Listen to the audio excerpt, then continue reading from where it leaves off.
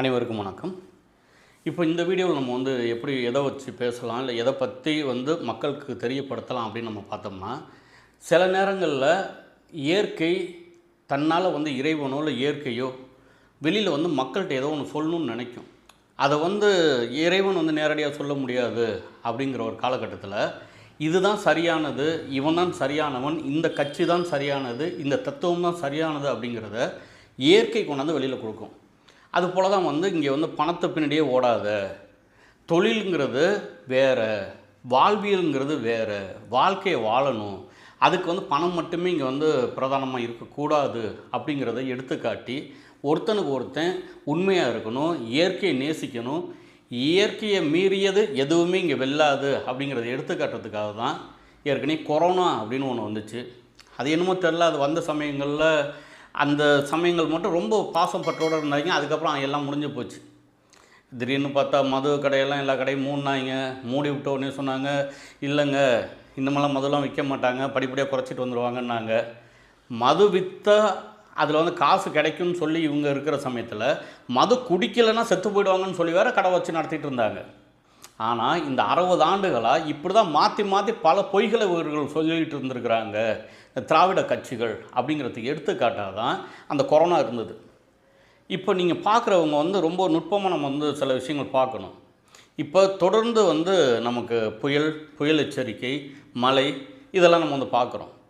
அந்த பார்த்துக்கிட்டு இருக்கும்போது நம்மளோட பாதை இருக்குல்ல, நம்ம நடந்து போகிற பாதைகள் இருக்குல்ல, அந்த பாதைகள் நடந்து போகிற மாதிரி தரமானதாக இருக்குதா, அல்லது நீர்கள்னாச்சும் மழை பெய்யுது அப்படின்னா அந்த நீர்கள் ஓடுற அளவுக்குனாச்சும் வடிகால்னாச்சும் நல்லா இருக்குதா அப்படின்னு பார்த்தா இல்லை. அப்போ இதை கூட செய்யாமல் என்ன செய்துட்டு இருக்கிறாங்க அப்படின்னு நம்ம பார்த்தோம்னா, இப்போ சென்னைக்கு 4000 கோடி ரூபா செலவு பண்ணியிருக்கிறேன் அப்படின்னு சொல்லிட்டு ஒரு இது சொல்லியிருக்கிறாங்க. அப்போது நம்ம அதை எடுத்து பார்க்கும்போது 2700 கோடி ரூபாய் இருந்தாலே, நான் கேட்டது படித்தது இதில் இருக்குது, 2700 கோடி ரூபாய் இருந்தாலே அதுக்கான ஒரு தீர்வை கண்டுவிடலாம் அப்படிங்கிறது இருக்கும்போதும், வருஷத்துக்கு வருஷம் இப்போ இன்றைக்கி பார்த்திங்கன்னா உங்களுக்கு சென்னை, செங்கல்பட்டு, காஞ்சிபுரம், திருவள்ளூர் இந்த மாவட்டங்கள் முழுவதுமே ரொம்ப பாதிக்கப்பட்டுக்கிட்டு இருக்குது. காலையிலேருந்து மழை அந்த இப்போ புயல் அப்படி அதோட வலுவிலேருந்து போய் காற்றழுத்த தாழ்வு மண்டலம் வந்ததுக்கு பிறகும் கூட இப்போ நாளைக்கு டிசம்பர் 2 நாளைக்கு இந்த பள்ளி கல்லூரிகள்லாம் விடுமுறை விடுற அளவுக்கு இருக்குது. அப்படின்னா இது இயற்கை யாரும் நம்ம இல்லைங்க இயற்கையை நம்ம நிப்பாட்டிடலாம் அப்போல்லாம் செய்ய முடியாது. ஆனால் என்ன செய்யலாம் அப்படின்னு பார்த்தா, அந்த சாலைகளை ஒழுங்காக போட்டிருக்கலாம். இந்த 4000 கோடி ரூபா நம்ம செலவு பண்ணோம்னா அந்த 4000 கோடி ரூபா உண்மையிலேயே செலவு பண்ணியிருந்தா இப்படி தான் இருக்குமா அப்படிங்கிற ஒரு கேள்வியை பார்த்துட்டு இருக்க நம்ம இந்த இடத்துல ஏற்றணும். இப்போ பல ஊடகங்கள் இருக்குது. அந்த ஊடகங்கள்னாச்சும் இதுதான் காரணம், இவ்வளவு செலவு பண்ணியிருக்காங்க அப்படிங்கிறனாச்சும் சொல்லணும். ஆனால் அந்த ஊடகங்கள் அப்படிலாம் சொல்லுதா அப்படின்னு பார்த்தா, சில ஊடகங்கள் இந்த பணம் இவ்வளோ செலவு பண்ணதுக்கு அப்புறமும் இப்படி தான் இருக்குங்கிறத பெருசாக கொண்டு போய் மக்கள்கிட்ட சேர்க்கறது இல்லை. இயல்பு வாழ்க்கை பாதிச்சிருக்குது, மக்கள் ரொம்ப கஷ்டப்படுறாங்க அப்படின்னா, இப்போ நம்ம திருவாரூர் பக்கம், நாகப்பட்டினம் பக்கங்களில் ஒரு செய்தி வருதுங்க. இந்த மலையில் இப்போ நீர் வெளியில் போகவே இல்லை, வடிகால் ஒழுங்காக தூர் வரவே இல்லை. மாநாடு செய்தி குழுமம் தொடர்ந்து இதை சொல்லிகிட்டு இருந்துச்சு. 2021 இவங்க ஆட்சி காலத்துக்கு வந்த கையோடையே தூர்வாரன்னு சொன்ன இடத்துல தூர்வாரலைங்க, இது போலாம் இருக்குன்னு தொடர்ந்து நம்ம செய்திகள் போட்டுக்கோ, நீங்கள் பார்க்கலாம். அந்த இடங்களில் முறையாக வேலைகள் செய்யலைங்க சொல்லியிருக்கோம். இங்கே கரை அரிச்சிக்கிட்டு போகிற மாதிரி இருக்குங்க அப்படின்னு சொல்லியிருக்கிறோம். ஏன் நம்ம மட்டும் சொல்கிறோம்? ஏன்னா நமக்கு தான் தெரியும் இயற்கைனா எவ்வளோ ஒரு முக்கியம். ஏன்னா நம்ம தலைவன் அப்படி நமக்கு சொல்லி கொடுத்துருக்குறான். நம்ம தலைவர் அப்படி இருந்திருக்கிறாரு, நம்ம அண்ணன் அப்படி இருந்திருக்கிறாங்க. நம்மளோட பிள்ளைகளை தவிர வேறு யாருக்குமே இந்த எண்ணமே வரமாட்டேங்குது. அப்போ இந்த இடத்துல நிற்க வேண்டியது யார் நிற்கணும்? மக்களுக்காக யார் நிற்கிறாங்க இந்த இடத்துல? இன்றைக்கி மேற்கொண்டு போய் மக்களை போய் எல்லாம் பார்க்குறேன் அப்படின்னு சொல்லி பார்ப்பாங்க, பேசுவாங்க. ஐயா ஸ்டாலின் அவர்கள் சொல்கிறாங்க, இங்கே மழைநீர் வழிதான்னு சொல்லி நான் பார்க்க சொல்லியிருக்கிறேன். அது இந்த சட்டியில் இருந்தால் தானே அகப்பையில் வரும்னு சொல்லுவாங்கள்ல. அதுபோல் நீங்கள் அந்த இடத்த தூர்வாரி ஒழுங்காக அந்த அந்த அந்த பணிகளை செய்திருந்தால் தன்னால் எல்லாமே சரியாக இருந்திருக்கும்ல. மக்கள் ஏன் அப்படி நிற்க போகிறேன்? விவசாயிகளுக்கு என்றைக்காவது வரம் வாங்கி வந்திருக்கிறாங்களா? இல்லைங்க நாங்கள் உங்கள்கிட்ட கையேந்துறோம்னு சொல்லிட்டு. திருவாரூர் மாவட்டம் நானும் டெல்டாக்காரன் தாண்டா அப்படின்னு சொல்லிட்டு இருக்கிற ஐயா மு.க. ஸ்டாலின் அப்பா பிறந்த ஊருன்னு சொல்லிட்டு இருக்கிற இங்கே திருவாரூர் மாவட்டத்திலே இன்றைக்கி இந்த நிலமை தான்.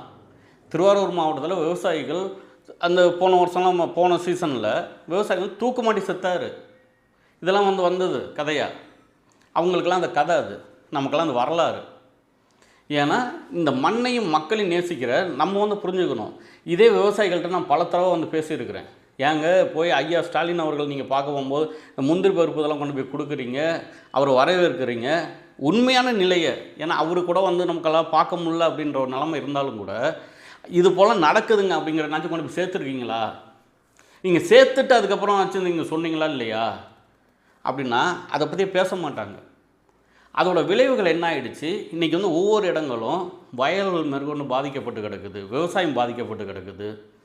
சென்னையில் இன்றைக்கி மக்கள் ஏதாவது ஒன்று பேசுங்க அப்படின்னா அந்த ஒரு நக்கல், சீமானா நக்கல், நாம் தமிழர் கட்சி பேசுகிறது நக்கல். இப்போ தம்பி இடுமவனம் கார்த்தியை கூப்பிட்டு வச்சு நேற்று அந்த விவாதம், ஒரு விவாதம்னா ஒரு நியாயம் தர்மம்னு ஒன்று இருக்கணும். இப்போ நான் ஒரு ஊடகவியலில் நான் இருக்கிறேன், ஒரு விவாதத்துக்கு நான் கூப்பிட்றேன்னா அந்த பக்கம் 2 பேர் கூப்பிட்டேன், இந்த பக்கம் 2 பேர் கூப்பிடணும். என் தம்பி இடுமவனம் கார்த்தி அது 100 பேர் தான் சமாளிப்பாங்க. அடுத்தது அவன் ஒருத்தனை கூப்பிட்டு அவங்க உட்கார வச்சுக்கிட்டு இந்த பக்கம் திராவிடத்தை பற்றி பேசுகிறதுக்கு, இந்த பக்கமும் திராவிடத்தை பற்றி பேசுகிறவர், இன்னொருத்தவங்களும் திராவிடத்தை பற்றி பேசுகிறவங்க, எல்லோரும் சேர்ந்து ஒருத்தவங்களை கார்னர் பண்ணுறான். ஆனால் அத்தனை பேர்ட்டையும் வென்றவன் தான் பாருங்க. அதுதான் உண்மையான சீமான் பிள்ளை. சீமானின் வளர்ப்பு அப்படி தான் இருக்கும். தனியாக நிற்கிற அந்த புலி இருக்குல்ல, 1000 பேர் பலத்தோடு நிற்கும். 1000 புலிகளோடனாலும் தனித்து நிற்கிறவங்க திமிரோட நிற்கும். அதுதான் நாம் தமிழர் கட்சி பிள்ளைகளுக்கும் நமக்கும் உள்ள அந்த ஒரு ஈர்ப்பு, அந்த ஒரு ஒற்றுமை தான். வெளியாட்களுக்கும் நமக்கும் உள்ள அந்த வேற்றுமையாக தான்.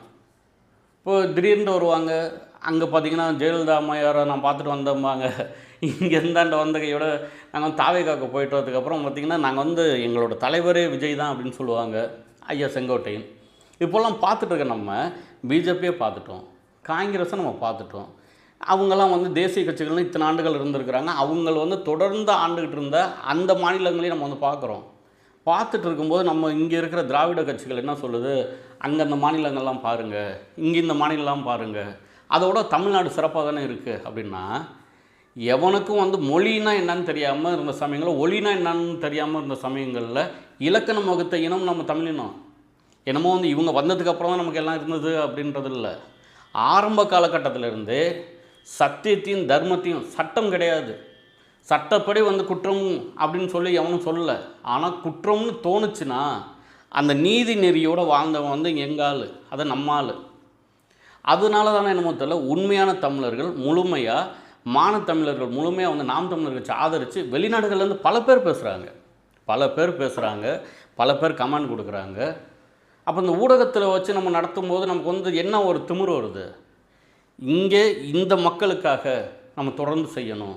ஏன்னா நம்மளை நம்பி போய் அங்கே போய் உட்காந்துருக்குறாங்க.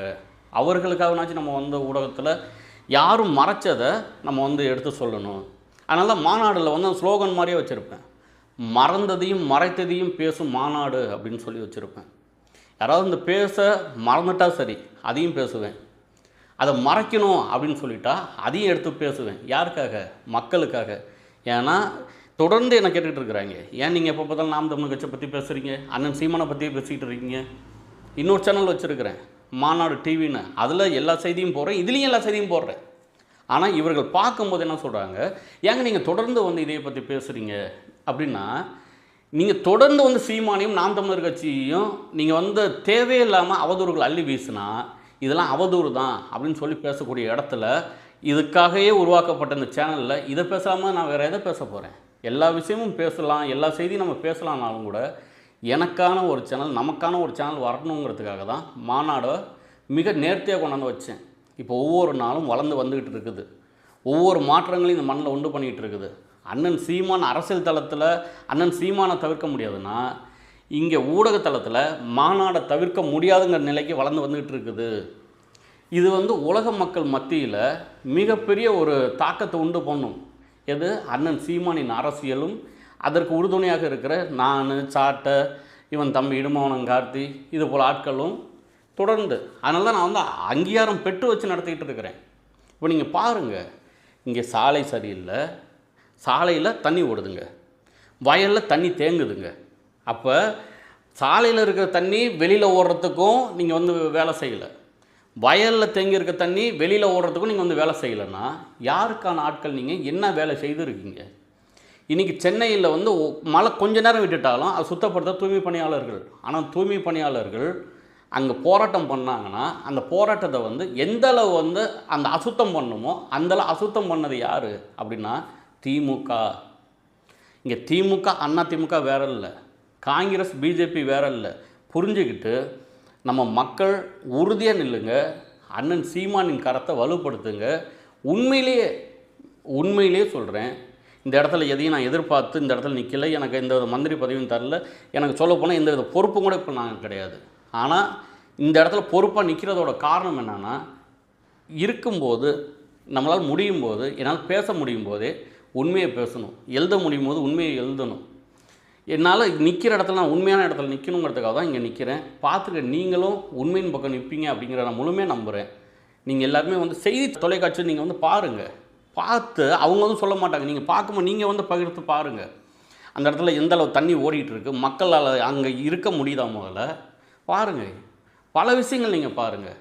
விவசாய அணியின் இங்கே மாநில செயலாளர் அண்ணன் ஏகேசி விஜயன் 3 முறை வந்து நாகை மாவட்டத்திலேருந்து எம்பி ஆனவர். அவர் வீட்டில் இன்றைக்கி நான் பேசிகிட்டு இருக்கேன், இன்றைக்கி வந்து 300 பவுன் நகை வந்து காணாமல் போயிருக்குங்க. நீங்கள் என்னடா இப்படி பேசுகிறேன்னு நினைக்காதீங்க. எனக்கு இருக்கிறதுலையே அவர் வந்து நல்லவர் அப்படின்னு சொன்னாங்க. அவர் தஞ்சாவூர் வீட்டில் இருந்து 300 பவுன் காணாமல் போயிடுச்சுங்கிறது இன்றைக்கி செய்தி. அதே நாளில் அந்த செய்தி வந்துச்சா நான் தட்டி பார்ப்பேன். அதில் வந்து எடுத்து பார்க்கும்போது வெறும் 300 பவுனாக அடிச்சிருக்கிறாங்க. போன வருஷம் அதே போல் 300 பவுன் வந்து திருச்சிக்கு பக்கத்தில். அடுத்து இன்னொரு இடத்துல அதே 300 பவுனு. அதெல்லாம் எங்கே அடிச்சிருக்கிறாங்க அந்த இதுன்னு பார்த்தீங்கன்னா ஒரு அடகு கடையில். நீங்கள் பார்க்கணும், மக்களுக்காக உழைக்க வந்தவர் இருக்கார்ல, மக்கள் பிரதிநிதியாக இருந்தவர். நான் தவறாக பேசுகிறேன்னு நினைக்க வேணாம், இது செய்தி. அவர் வீட்டில் இருந்து 300 பவுன் இருந்திருக்கு, அதை எடுத்துகிட்டு போயிருக்கிறானுங்க. அடகு கடையிலையும் அதே 300 பவுன் இருந்திருக்கு, அதையும் எடுத்துகிட்டு போயிருக்கிறாங்க. அப்படின்னா களவான் இருக்கிறாங்க, திருட்டு போயிருக்குன்னா இது செய்தியாக இருக்குன்னா நீங்கள் தான் புரிஞ்சுக்கணும். நான் வேறு என்னத்தை சொல்ல. ஏன்னா விவசாயிகள் அன்றைக்கும் இவர் தான் இருக்கிறாரு. ஒரு 3 முறை வந்து பாராளுமன்ற உறுப்பினராக இருந்திருக்கிறார், எம்பியாக இருந்திருக்கிறார். நாகை மாவட்டம் மக்கள் வந்து தேர்ந்தெடுத்திருக்கிறாங்க. இப்போ அந்த மாவட்டத்தில் நம்ம தம்பி நிற்கிறாப்புல, உறுதியாக வந்து வெளில வைங்க. உண்மையாக இந்த மக்களுக்காகவும் மண்ணுக்காக நிற்கிற வந்து நாம் தமிழர் கட்சி பிள்ளைகளும் அண்ணன் சீமானும் தான். அதை புரிஞ்சுக்கிட்டு 2026 இங்கே விவசாய சின்னம் எத்தனாவது இடத்துல இருந்தாலும் முதல் இடத்துல கொண்டாந்து அண்ணன் முதல்வராக ஆக்கணும் அப்படிங்கிற முடிவுக்கு சீமான் கரத்தை வலுப்படுத்துறதுக்காக ஒரே ஒரு ஓட்டை இந்த முறை தட்டுங்க. ஒவ்வொரு முறையும் நம்ம வாழ்க்கை நல்லா இருக்குங்கிறத நினச்சி பார்ப்பீங்க. நன்றி, வணக்கம்.